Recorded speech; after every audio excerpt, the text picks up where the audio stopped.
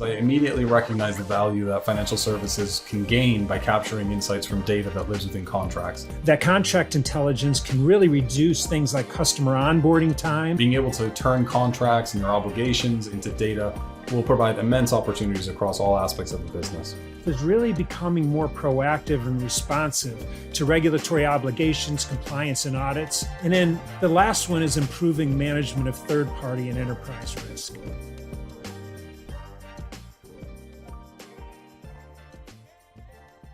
Hello and welcome back to the Icertis Industry IQ video blog series, brought to you by Accenture, Microsoft, and Icertis. This series is designed to provide you with actionable insights to help manage the challenges that are facing the banking industry today. And through our series, we'll be supported with discussions with leading industry and technology experts. My name is Jeremy Scaling. I'm the Director of Product Marketing for the Financial Services vertical here at Icertis, and I'm happy to be hosting our discussion today. In our first video with Microsoft, Accenture, and Icertis, we discussed several important topics that the banking industry is facing in 2023. We talked about how contract intelligence can help banks to overcome these challenges, meet their goals, and build for the future, but only when key considerations and the right technology platforms are considered. In today's session, we'll dive deeper into the important role that contract intelligence is playing within banking organizations. And to further our discussion, I'm joined today by my Icertis colleague, Jim Burnick. Welcome, Jim. Thanks, Jeremy. Jim, would you like to go ahead and maybe introduce yourself again to the audience? Sure, I'd be happy to. Hello again, everyone. So I'm the Senior Director for the Banking, Financial Services, and Insurance vertical here at Icertis on the product team. My background prior to joining Icertis has predominantly been within the financial services industry with over 30 years of experience between GE Capital and Bank of America. Great. Thank you, Jim. We both joined Icertis last year, and we bring experience across financial services and banking. Personally, I joined because I immediately recognized the value that financial services can gain by capturing insights from data that lives within contracts and making that data accessible to the business. Financial services, as we know, is an industry that runs on data, and being able to turn contracts and their obligations into data will provide immense opportunities across all aspects of the business. Jim, from your experience in banking and recent discussions you've had with banking executives, what are some of the top priorities that you see and are hearing today in the banking vertical? You know, if you look at the last 10 to 15 years, there's been some significant macroeconomics and geopolitical events that have impacted banking and financial services much like other industries. Each of these events has necessitated change. Coming out of the financial crisis, it was an increased focus on risk and compliance. With the pandemic, it was the dynamics of virtualization and resiliency. And post-pandemic, it's inflation and supply chain, which may lead us into a recession. Seasoned leaders view uncertainty as an opportunity to guide their organization through these events and emerge a much more resilient organization poised to take advantage of the next upturn. In the current environment, the executives I have spoken with recently had basically four key imperatives that were top of mind. The first was driving efficiency through cost reduction and productivity imperatives. The second was maintaining revenue growth and margins through capacity improvements more than expansion, through things like revenue velocity and reducing revenue leakage. The third was managing the balance sheet and ROE, right? These are at times where there's a lot of reserves building because of bad debts out there in the housing industry or, credit card debt, those type of things. So making sure that you manage that balance sheet and your return on equity. And then the fourth thing is improving the efficacy of risk management and ensuring compliance. Yeah, that's great. As we think about, those important priorities that the banks have, how can contract intelligence play a role across those? And maybe if you could just start, and you touched on revenue growth and reducing costs, but wherever you'd like to start, how can contract intelligence play a role in helping to meet those objectives? Yeah, so we have found, at least with our existing customers, that contract intelligence can really reduce things like customer onboarding time and improving areas such as know your customer, KYC, and reducing revenue leakage. It can also standardize manual processes and workflow, thereby reducing manual errors and improved governance. And then the third is standardizing contract templates and clauses across the organization. Fourth is really becoming more proactive and responsive to regulatory obligations, compliance, and audits. And then the last one is improving management of third-party and enterprise risk. Great. And you talked about improving earnings quality. How can contract intelligence play a role when it comes to earnings quality and growth? So again, when you talk about earnings quality, you talk about organic growth, and you talk about being able to do it two ways. One is really managing the top line, which is revenue, which if we go into a recession may be difficult to do unless you can do it through process improvements, things like we talked about with revenue leakage, those kind of things. But the other end of it is expense control. So managing that expense ratio. And really the ability to use contract intelligence, for example, and being able to realize productivity, to have a sourcing center of excellence, strategic sourcing center of excellence at an enterprise level, every line of business doing things a different way between buy side and sell side. And you mentioned compliance. Obviously, that's an important priority for banks, and will be ongoing. But what role can contract intelligence play within the compliance realm? So, there's a lot of ways it can. There's third-party risk management, which we can touch on a little bit more later. But when you think of risk management and contract intelligence and the ability that every legal definition of accountability is held within that contract. It's really that single source of truth that you have between your customers, partners and suppliers, employees and other key stakeholders. So if you think about all that being contained in a contract, and you think about being able to digitize that contract and to use capabilities such as AI in that and obligation management to look across all that data, to look at risk aggregation, to look at things like credit risk and market risk and liquidity risk. Those are the things where I think you can get much more transparency, given that this system of record is just so important from a legal standpoint across your contract database. Thank you.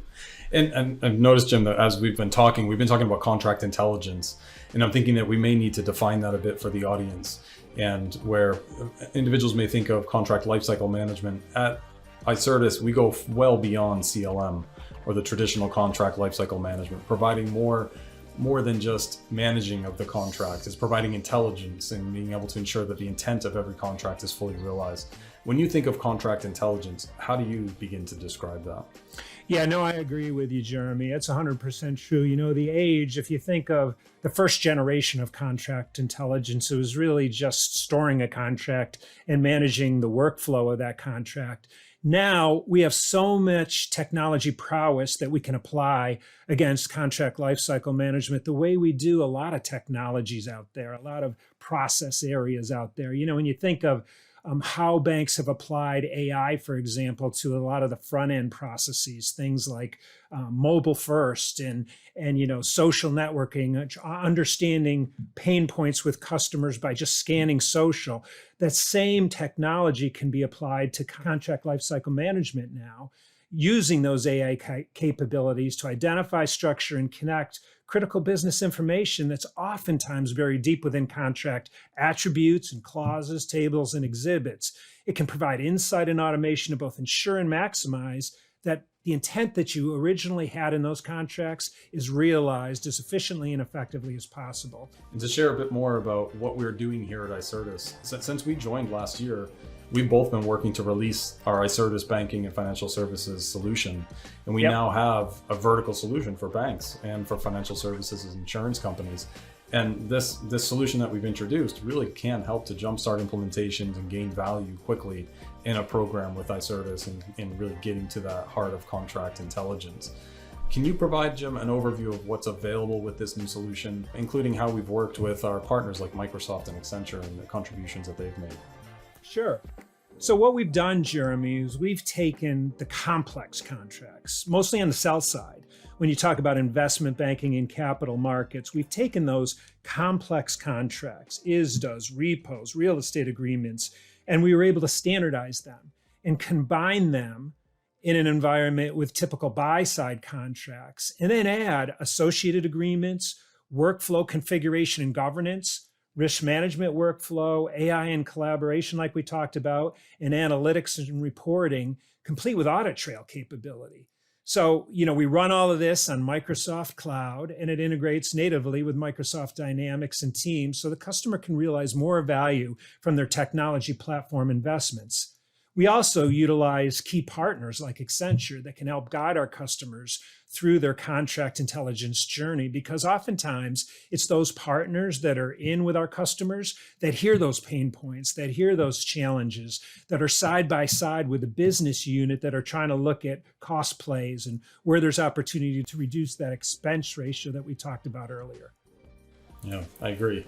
And you mentioned the solution geared for the sell side, but also the buy side of the business. And within the solution, we can help manage third-party risk and risk and regulation more generally. Could you maybe just share a little bit on how you think about the solution and meeting some of the needs that a firm may have when it comes to third-party risk management? Yeah. So, third-party risk management, we utilize AI and obligation management to basically better utilize operational risk and compliance. And with that, we're able to get improved regulatory response, improved operational risk, including reputational and third-party risk management, things like location risk, where your concentration of suppliers perhaps is all centrally located in one place that is apt to have floods or tornadoes or storms come up, which could shut a bank down if they're not careful, if they aren't monitoring that location risk, for example. Risk aggregation and concentration, a supplier agreement in one line of business may be okay, in two lines of business it may be okay, but when you start combining them together and you look at that risk aggregation and concentration, is it still okay? Or are these regulators going to come in and write you up with an MRA or an MRIA based on the fact that you have concentration risk? Improved info security risk is another one. And then when you think of AML, anti-money laundering and sanctions and screening, when you think of know your customer and know your supplier and customer due diligence, how much of that is in the contract? How much of the things like beneficial ownership are buried within a parent-child relationship within that contract? We can help there through AI and discovery and be able to help associate those things which can be passed on to a risk management system that the bank has. And all this stuff, by the way, leverages Azure AI and Cognizant services. So again, we're on a common platform. Yeah, agreed. Jim, I'd also like to touch on how the enterprise can benefit from contract intelligence. We've touched on procurement often being an example of how contract intelligence can help with the many third-party vendors that banks are managing. But what about the sales side of the business? How can banks grow revenue with contract intelligence? Yeah, well, what comes to mind is, some of our existing customers who have used our ICI solution in areas like derivatives and swap contracts as part of initiatives like legal transformation that they've embarked upon. They've seen significant reduction in cycle time and processes like onboarding and reduction in rework, improved sales processes for velocity, and the ability to do more with less is what it really comes down to. The ability to add capacity without the associated headcount like they've had to in the past. Because remember, it's very manual processes, many of these contracts are, very back and forth with clients and customers, updating rate tables, things that change overnight in the marketplace globally. So being able to standardize that, being able to create that workflow with obligation management really has given them the ability to improve their capacity to do more with less. And I'll tell you the other thing that these customers were able to do that are currently using it is they're able to respond more quickly to market events and determine, like, when contracts need repapering due to regulatory changes or macroeconomic changes out there. And then I would say the last thing these customers are able to do is really get more transparency into their SLAs and make more informed data-driven decisions based on the data that's now in a metadata environment associated with these contracts. Thank you, Jim. It was great to discuss with you how contract intelligence really can help banks to meet their priorities for 2023 and how the Icertis banking and financial services solution can help with revenue growth, efficiency gains, earnings quality, risk, and compliance. For our listeners, I encourage you to explore how contract intelligence can help you across the enterprise. Icertis, Accenture, and Microsoft would be happy to further discuss this with you. You can learn more on our website at icertis.com/BFSI. use the Contact Us form if you'd like to reach out. Thank you again for your time. We know that your time is precious. So be sure to register to receive notification of additional videos in our series where Microsoft and Accenture will share compelling insights that will surely improve your strategy for 23. That's it for today. Thank you again for joining us, and we look forward to hearing from you.